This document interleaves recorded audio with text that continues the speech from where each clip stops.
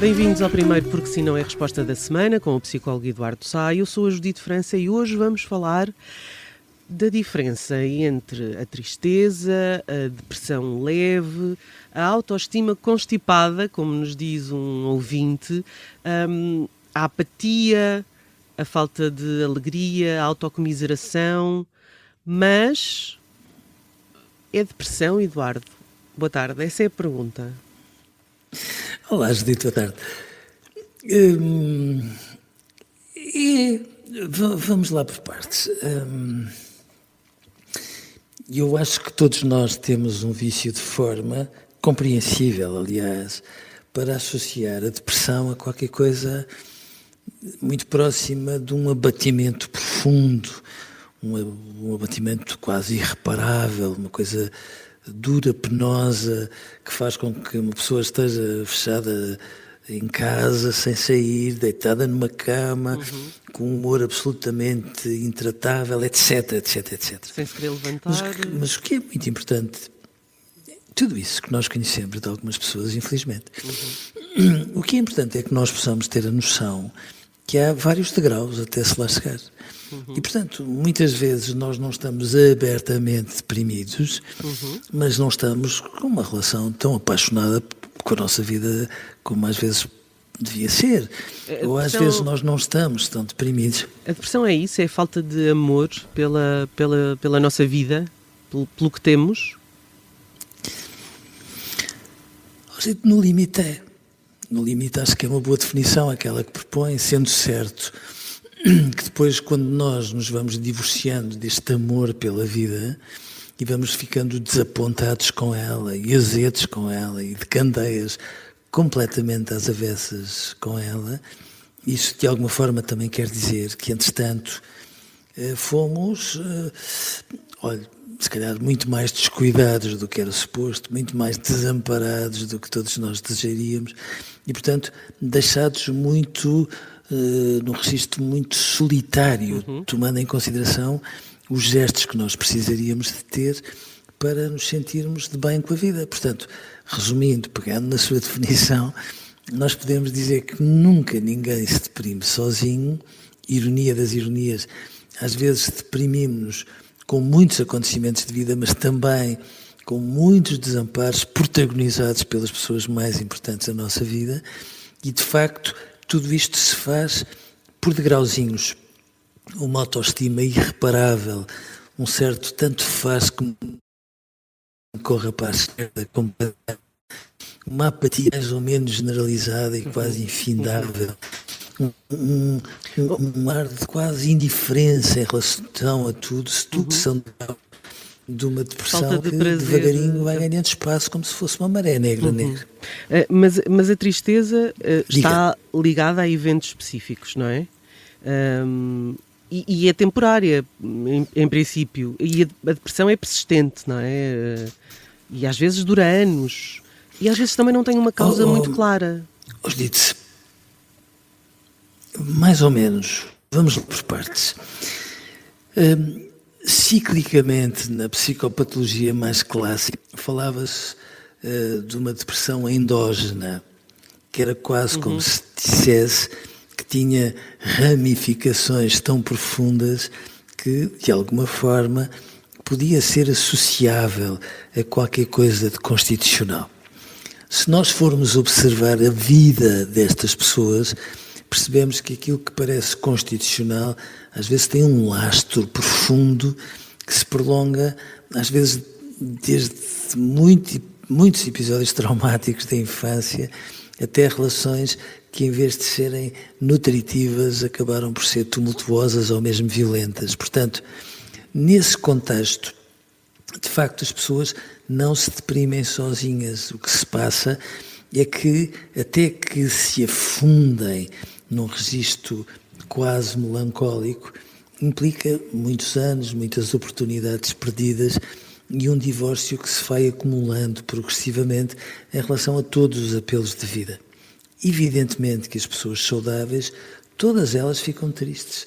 Ficam tristes quando perdem um porta-chaves que foi dado pela mãe ou pelo pai num dia qualquer, ficam tristes quando riscam o carro, ficam tristes quando concorrem a um concurso no qual depositavam muitas expectativas e tudo saiu ao contrário, ficam tristes quando são deixadas por uma pessoa por quem tinham algum amor, pelo menos, ficam tristes quando se decepcionam com os pais ou com as mães, etc. E esta tristeza funciona um bocadinho como a febre. Acaba por ser um sinal vital, é uma maneira de nós nos pormos em causa as pessoas que são importantes na nossa vida, e este abatimento funciona exatamente como quando temos 38 e tal de febre, ficamos amassados, ficamos meio zangados, mas depois vamos ganhando recursos, respiramos fundo. Bom, às vezes temos ao nosso lado as pessoas que têm a palavra certa para nos lá ir buscar a tristeza, e nós percebemos que quando podemos ficar tristes, bom, a tristeza acaba por ser o melhor antidepressivo do mundo. Ou seja, no fundo, nós percebemos que dói, mas não nos desmantela por aí adiante, não nos fazem fanicos, e mais, quando estamos tristes até conseguimos ser mais autênticos e ir buscar os nossos recursos mais saudáveis e crescer para além disso. Agora, depende um bocadinho dos episódios que nos deixam tristes, não é, Judito? Porque uma coisa é nós ficarmos decepcionados com o nosso pai ou com a nossa mãe, outra coisa é perdermos um filho.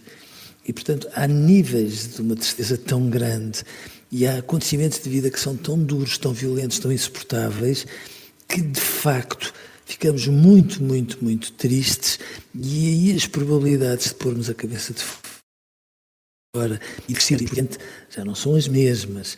E, portanto, a questão aqui tem muito a ver com toda uma história de vida na qual nós fomos acumulando créditos ou fomos acumulando débitos com as pessoas que temos ao nosso lado e muitas vezes, dito, com a sorte, como a vida nos brinda, porque às vezes ela nos atropela de uma forma tão traiçoeira que, por nós queiramos fazer face àquilo que ela nos traz, às vezes é muito difícil termos recursos para tanto. Há também uma ideia de senso, eu diria de senso comum, que está nesta diferença também entre a tristeza e a depressão, que é a depressão requer muitas vezes uma ajuda profissional, incluindo terapia, em alguns casos até medicação. A tristeza pode ser aliviada com o tempo, com o apoio dos amigos, da família. É uma distinção correta?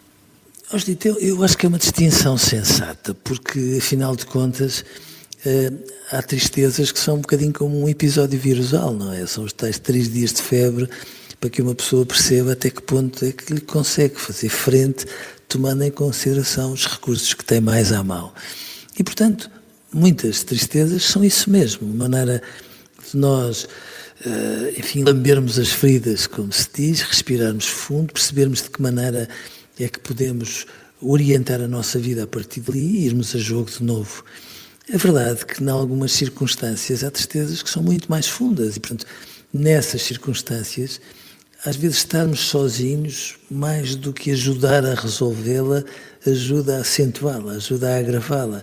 E, portanto, nessas circunstâncias, claro que não, há algumas situações de tristezas muito profundas ou de tristezas que resvalam para uma depressão acentuada, claro que precisam de uma ajuda profissional, porque a determinada altura o mundo está vivido de uma forma tão sombria, tão opaca, tão irrespirável, que há muitas tristezas em que uma pessoa não só não namora com a vida, como se pergunta, inclusive, se vale a pena viver, e nessas situações, claro, é preciso uma ajuda muito, muito cirúrgica para que uma pessoa não se deixe afundar de tal forma que depois seja quase difícil, muito difícil, lá ir buscá-lo.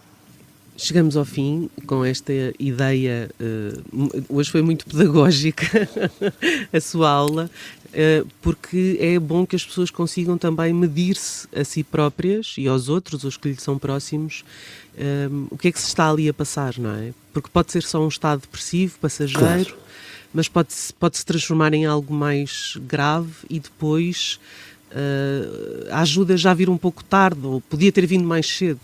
Eduardo, ficamos por aqui hoje. Amanhã voltamos com mais um tema. Até lá, já sabe, continua a ouvir-nos em podcast, sites habituais, também no site do Observador e, evidentemente, escreva-nos para eduardosa@observador.pt, porque nenhum e-mail passa por nós sem ter resposta.